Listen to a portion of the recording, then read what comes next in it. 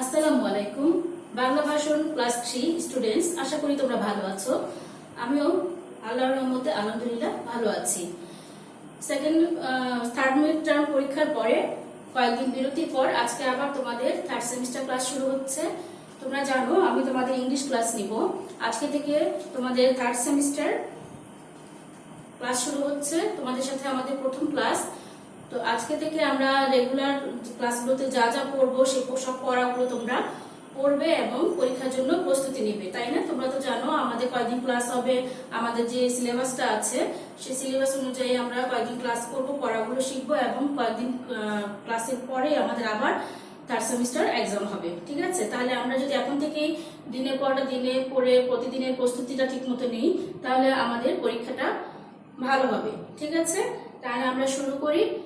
আমরা তোমাদের third semester sheet আমার হাতে আছে, এখান থেকে আমি তোমাদের ইংলিশ ফর টুডে থেকে ওয়ার্ড মিনিং মেক সেন্টেন্স করিয়ে দিচ্ছি এবং বোর্ডে লিখে দিচ্ছি। তোমরা আমার সাথে পড়াগুলো খাতায় তুলে নাও, তাহলে তোমরা পড়াগুলো বাসায় আবার পড়বে এবং প্র্যাকটিস করবে। ঠিক আছে, আমি আজকে তোমাদেরকে ইএফটি তোমরা খাতায় তুলে নাও।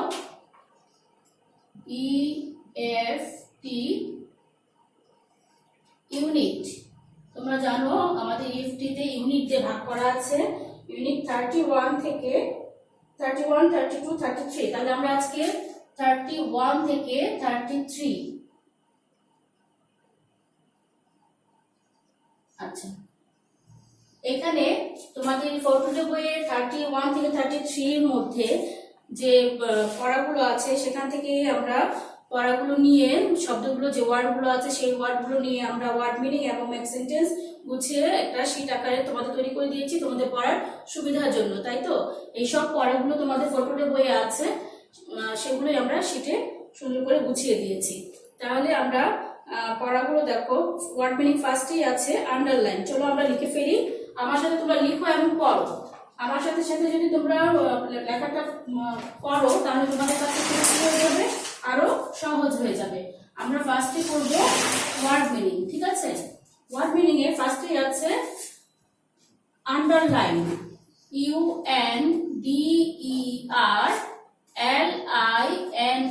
আন্ডারলাইন, আন্ডারলাইন মানে নিচে দাগ দেয়া, নিচে দাগ দেয়া। আমরা বলি না যে আন্ডারলাইন করো, এই ওয়ার্ডটা নিচে আন্ডারলাইন করো, তার মানে কি ওয়ার্ডটা নিচে দাগ দাও।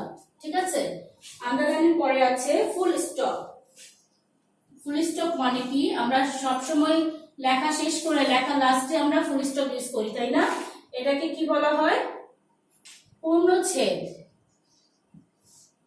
তোমরা এটা এই শব্দটাও লিখতে পারো, পূর্ণচ্ছেদও লিখতে পারো, অথবা আরেকটা কি লেখা যায় দাড়ি। আমরা বাংলা লাইন শেষ করার পরে আমরা কি ইউজ করি? দাড়ি। আর ইংলিশে সেটাকে কি বলা হয়? যেমন আমরা বাংলায় বাংলা লেখার পর আমরা যেটা ইউজ করি এটা হচ্ছে দাড়ি, আর যখন ফুল স্টপ বলি সেটা আমরা একটা ডট দিই জিনিস লেখা শেষ করে, তাই তো? সেটা হচ্ছে পূর্ণচ্ছেদ। ওকে, তারপরে হচ্ছে দেম, THEM, দেম। দেম মানে তাদের। তোমরা তোমাদের শীটে দেখবে ইউনিট 31, ইউনিট 32, ইউনিট 33 এভাবে আলাদা আলাদা ভাবে ইউনিট ভিত্তিক ওয়ার্ডগুলো ভাগ ভাগ করে দেওয়া আছে। আমি এখন বোর্ডে তোমাদের একসাথে লিখে দিচ্ছি এবং পড়িয়ে দিচ্ছি। ঠিক আছে, দেন তাদের। তারপরে হচ্ছে উইন্ডো, জানালা, WINDOW। উইন্ডো মানে জানালা। ওকে, তারপরে আছে কাম, COME, কাম। কাম মানে আশা।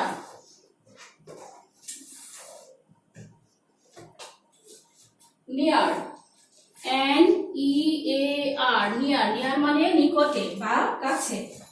তোমরা দুইটাই লিখতে পারো, কাছে অথবা নিকটে। তারপরে আছে রিভার, RIVERE, রিভার মানে নদী।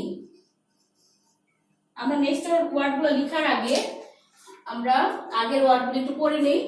আন্ডারলাইন নিচে দাগ দেয়া, ফুল স্টপ পূর্ণচ্ছেদ বা দাড়ি, দেম তাদের, উইন্ডো জানালা, কাম আসা, নিয়ার কাছে বা নিকটে, রিভার নদী।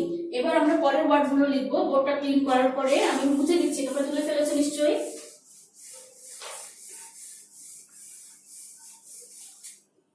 তারপরে আমরা লিখবো দেয়ার, THERE, দেয়ার। দেয়ার মানে সেখানে, সেখানে। নেক্সট আছে স্টোরি, STORY, স্টোরি। স্টোরি মানে হচ্ছে গল্প।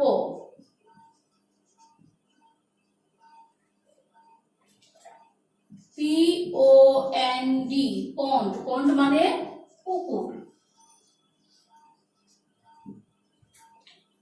আইডিয়া, IDEA, আইডিয়া মানে ধারণা। হ্যাঁ, কোনো বিষয় সম্পর্কে ধারণা করা হচ্ছে আইডিয়া। তারপরে হচ্ছে থ্রো, THROW, থ্রো। থ্রো মানে হচ্ছে ছুঁড়ে মারা, ছুঁড়ে মারা। এটাকে তোমরা আরেকভাবে বলতে পারো, সেটা হচ্ছে নিক্ষেপ করা, দুইটাই বলতে পারবে।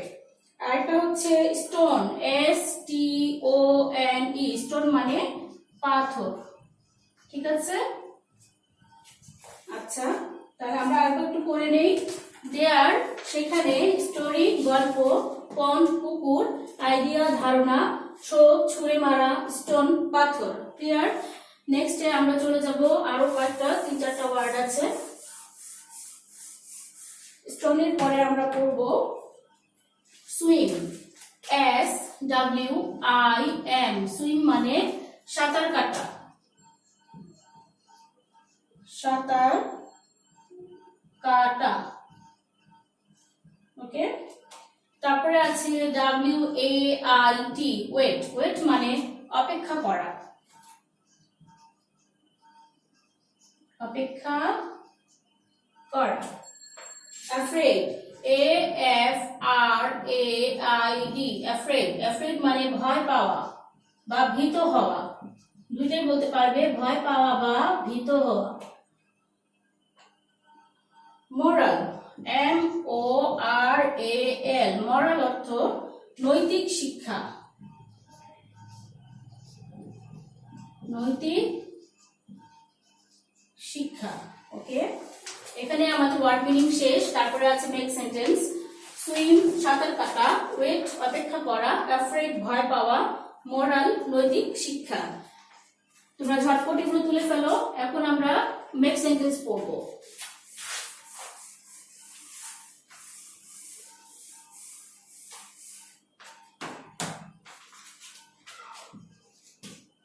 মেক সেন্টেন্সে কি আছে দেখো।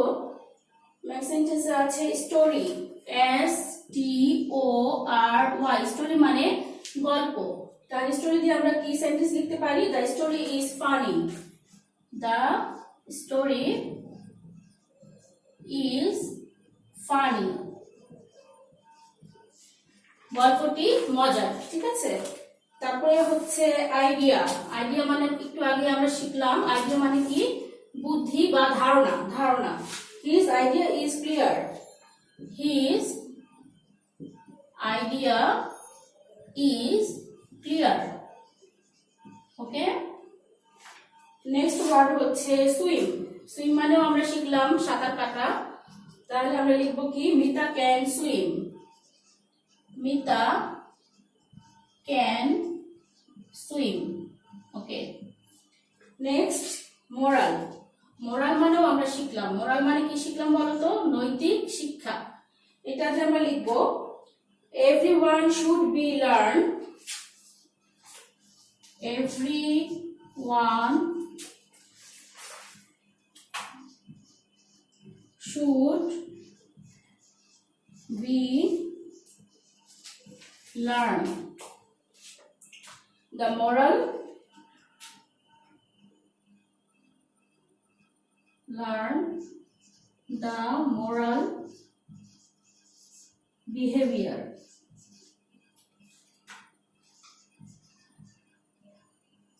আচ্ছা, বিহেভিয়ার।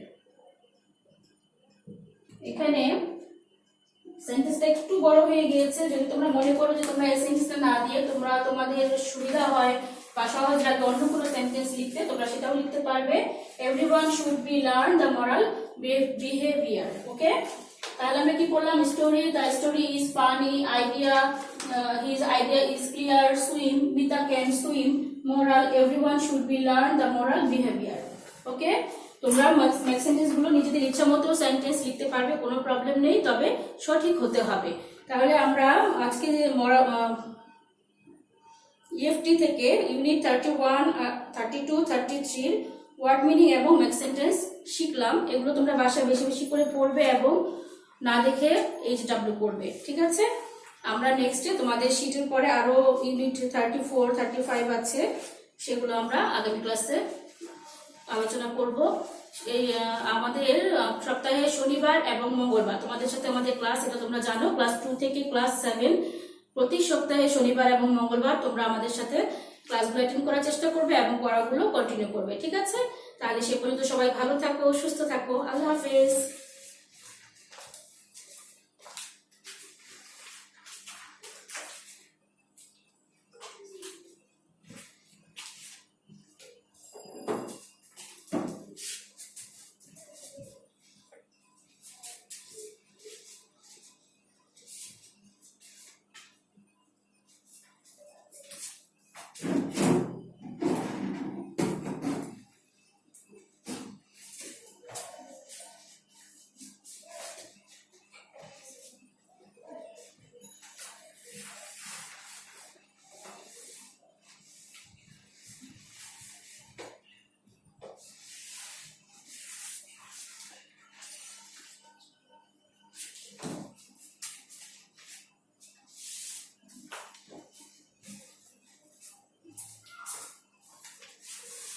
আসসালামু আলাইকুম তৃতীয় শ্রেণীর প্রিয় শিক্ষার্থীরা, কেমন আছো তোমরা সবাই? নিশ্চয়ই সবাই অনেক ভালো আছো। আল্লাহর রহমতে মিসও অনেক ভালো আছি। অনেকদিন পর তোমাদের সাথে আবার দেখা। নিশ্চয়ই তোমাদের থার্ড মিড টার্ম পরীক্ষা সবার খুব ভালো হয়েছে। আজকে থেকে আমাদের থার্ড সেমিস্টার এক্সামের ক্লাস শুরু হয়ে গেছে।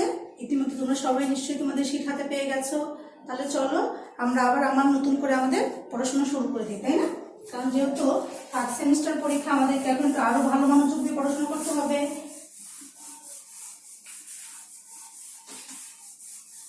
তাহলে এখন নিয়ম অনুযায়ী এখন আমাদের কি ক্লাস? প্রথম আমরা ম্যাথ ক্লাস করব এবং তারপর আমরা বাংলা ক্লাসে চলে যাব, তাই না? তাহলে তোমরা তোমাদের শীটটা হাতে নিয়ে নাও। সবাই দেখো, শীটে আমরা কি করব? মানসাঙ্ক করব, ঠিক আছে? প্রতিবারের মতো আমরা মানসাঙ্ক দিয়ে আমাদের ক্লাসটা শুরু করব। মানসাঙ্ক দেখো, তোমাদের শীটটা সবাই নিশ্চয়ই হাতে নিয়ে নিয়েছো। সবাই খাতা কলম নিয়ে রেডি হয়ে যাও। আমরা ম্যাথ মানসাঙ্ক করব। মানসাঙ্ক ক্লাস করবো, ঠিক আছে? দেখো কি দেওয়া আছে, কি ধরনের সংখ্যার ক্ষেত্রে লব ও হর প্রযোজ্য। মানে আমরা যে গত ক্লাসে আমরা পড়েছিলাম লব এবং হর, তাই না? লব এবং হর পড়েছিলাম আমরা। তাহলে লব এবং হর, এই লব এবং হর কোন অঙ্কগুলির ক্ষেত্রে আমরা লব এবং হর ব্যবহার করি, সেই অঙ্কটার নাম কি? সেই অঙ্কটার নাম হচ্ছে ভগ্নাংশ। আমরা যখন ভগ্নাংশ জাতীয় কোনো অঙ্ক করতে যাই তখন আমাদের লব এবং হরটা ব্যবহার করতে হয়, ঠিক আছে? ভগ্নাংশ। 2 নম্বরে কি আছে দেখো, ঢাকা থেকে রাজশাহী দূরত্বকে তুমি কোন এককে প্রকাশ করবে। মানে হচ্ছে এখানে কোন একক বলতে এখানে আমাদের বোঝানো হয়েছে যে আমরা যদি যেটা পরিমাপ বোঝানো হয়েছে যে এখান থেকে ঢাকা থেকে রাজশাহী যেতে কতটুকু দূরত্ব, ঠিক আছে? রাস্তা দূরত্ব কত, এটা আমরা কিভাবে কিলোমিটারে মাপবো আমরা, তাই না? যে কত কিলোমিটার, 1 কিলোমিটার, 2 কিলোমিটার, 10 কিলোমিটার না 20 কিলোমিটার না 100, সেটাকে বোঝানো হয়েছে এখানে। তাহলে কিলোমিটারে আমরা দূরত্ব প্রকাশ করি, তাই না? কিলোমিটার। স্কেল দিয়ে কি পরিমাপ করা হয়? আমরা অনেক সময় স্কেল দিয়ে কোনো কিছু মেপে থাকি, তাই না? এটা এতটুকু লম্বা, এতটুকু লম্বা, ঠিক আছে? তাহলে এটাকে কি বলা হয়? স্কেল দিয়ে আমরা কি পরিমাপ করি? দৈর্ঘ্য। স্কেল দিয়ে আমরা কি পরিমাপ করি? দৈর্ঘ্য পরিমাপ করে থাকি। তারপর দেখো 4 নাম্বার কি আছে এখানে, ওজন পরিমাপের একক কোনটি? আমরা সবাই জানি এটা ওজন পরিমাপ করার একক হচ্ছে গ্রাম। আচ্ছা, এরপর 5 নম্বর দেখো কি আছে, দৈর্ঘ্য পরিমাপের একক কোনটি? দৈর্ঘ্য পরিমাপের একক হচ্ছে মিটার। আমরা অনেক সময় বলে থাকি 1 মিটার, 5 মিটার, 10 মিটার, ঠিক এটাই হচ্ছে সেই দৈর্ঘ্য পরিমাপের একক হচ্ছে মিটার। আছে কি দিয়ে ওজন পরিমাপ করা হয়? কি দিয়ে ওজন পরিমাপ করা হয়? মানে আমরা দোকানে কোনো একটা জিনিস কিনতে গেলাম, বললাম আমাকে 1 কিলো আলু দেন, 1 কিলো টমেটো দেন, তাহলে আমরা কি দিয়ে সেটাকে পরিমাপ করা হয়? সেটা হচ্ছে নাম হচ্ছে বাটখারা। কিছু কিছু দেখবে পাথর দিয়ে দাঁড়ি পাল্লার মধ্যে ওজন করা হয়, সেই পাথরগুলিকে কি বলা হয়? বাটখারা বলা হয়। আচ্ছা, সময় পরিমাপের এককগুলো লিখো। আমরা যে সময়টা বলি 1 ঘন্টা, 2 ঘন্টা, 3 ঘন্টা, 1 বছর, 2 বছর, 1 মাস, 2 মাস, এগুলি হচ্ছে সময়। এই সময়গুলিকে আমরা কিভাবে পরিমাপ করি? দেখো কিভাবে। প্রথমে আসে আমাদের কি সেকেন্ড, এরপরে আমাদের কি চলে আসে মিনিট, তারপর আসে কি ঘন্টা, তারপর দিন, এরপর হচ্ছে সপ্তাহ, এরপর হচ্ছে মাস, তারপর হচ্ছে বছর। ঠিক আছে, আরেকবার দেখে নাও। সেকেন্ড, মিনিট, ঘন্টা, দিন, সপ্তাহ, মাস, বছর। এরপর 8 নম্বরে কি আছে দেখো, 1 সপ্তাহে কত দিন? এটা খুবই সহজ এবং আমরা সবাই জানি 1 সপ্তাহ সমান কত দিন? 7 দিন, তাই না? একদম প্লে নার্সারি পড়ার মতো এই পড়াটা। তাহলে আমরা চলো আরেকবার পড়ে নেই। আমি প্রশ্নগুলি শীট থেকে পড়ছি আর আনসারগুলি বোর্ডে দেওয়া আছে, তোমরা সবাই তোমাদের শীটের সাথে মিলিয়ে নাও। কি হচ্ছে দেখো, কি ধরনের সংখ্যার ক্ষেত্রে লব এবং হর প্রযোজ্য? ভগ্নাংশের ক্ষেত্রে।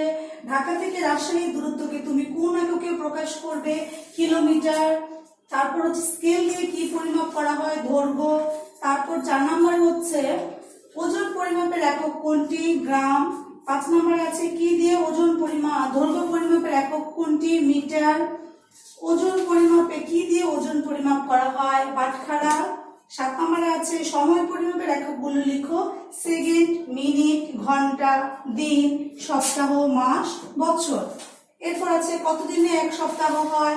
7 দিনে। ঠিক আছে প্রিয় শিক্ষার্থী, আশা করি তোমরা আজকে পড়াটা খুব ভালোভাবে বুঝতে পেরেছো এবং শীট দেখে তোমরা অবশ্যই আজকে এই পড়াটা তোমাদের মুখস্থ করে ফেলবে। ঠিক আছে, পড়া আগামী দিনের জন্য ফেলে রাখবে না। প্রতিদিনের পড়া তোমরা প্রতিদিন যদি মুখস্থ করে ফেলো তাহলে দেখবে তোমাদের পড়াশোনার চাপটা অনেকটা কমে গেছে। এরপর আমরা চলে যাবো আমাদের পরবর্তী ক্লাসে। আমাদের পরবর্তী ক্লাস কি? বাংলা ক্লাস, তাই না? তাহলে তোমরা সবাই বাংলা শীটটা বের করে হাতে নিয়ে নাও, বাংলা বই, বাংলা খাতা, কলম।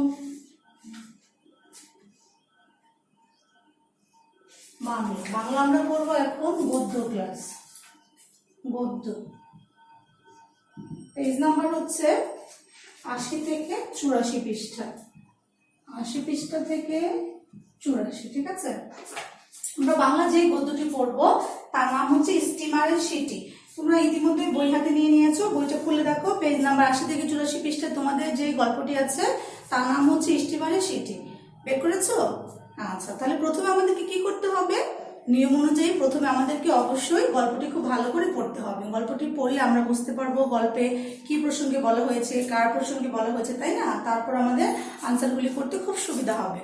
আচ্ছা, এরপর আমরা চলে যাব গল্পটি পড়ার পর আমরা 1 নম্বরে তোমাদের যে ওয়ার্ড মিনিংগুলি দেওয়া আছে, আনসারগুলি তোমাদের খুঁজে পেতে অনেক সমস্যা হয়, পেছনে দেওয়া থাকে, সেগুলো আমি বোর্ডে লিখে দিচ্ছি। তোমরা বোর্ড থেকে দেখে ঝটপট নিচের সাথে সাথে খাতায় তুলে নেবে। ঠিক আছে, এবং এটাকে নোট আকারে রেখে দিবে, তাহলে তোমাদের পড়তে খুব সুবিধা হবে। আচ্ছা, তাহলে চলো আমরা আর কথা না বলে পড়া শুরু করে দিচ্ছি। বার্ষিক। প্রথমে আমাদের ওয়ার্ড মিনিং এ কি আছে? বার্ষিক। বার্ষিক। তারপর আছে শস্য। তোমরা আমার সাথে খাতায় তুলে নাও, ঝটপট তুলে নাও। এরপর আছে প্রশস্ত। প্রশস্ত। তারপর আছে শ্যামল।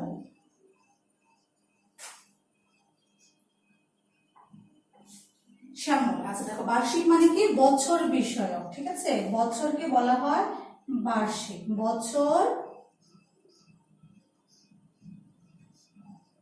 বছর বিষয়ক। শস্য। শস্য মানে হচ্ছে ফসল। এরপর প্রশস্ত। প্রশস্ত মানে হচ্ছে চওড়া। শ্যামল মানে কি? শ্যাম বা সবুজ বর্ণ। শ্যাম বা সবুজ বর্ণের।